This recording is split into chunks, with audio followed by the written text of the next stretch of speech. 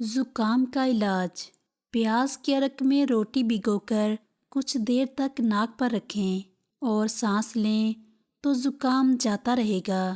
رات کو سونے سے پہلے 6-7 کالی مرچ پانی کے ساتھ نگل لیں۔ شہد میں لیموں کا رس شامل کر کے دن میں 3 بار چاٹیں۔ 1 چمچ شہد اور 1 چمچ ادرک کا رس 1 گلاس سادہ پانی میں ملا کر دن میں 3 سے 4 بار پئیں۔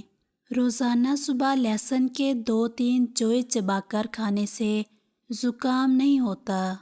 ابلا ہوا انڈا زکام میں مفید ہے۔ خشخاش میں شکر ملا کر رات کو سوتے وقت کھائیں۔ کلونجی کو بھون کر سونگھنے سے زکام کی شدت میں کمی آ جاتی ہے۔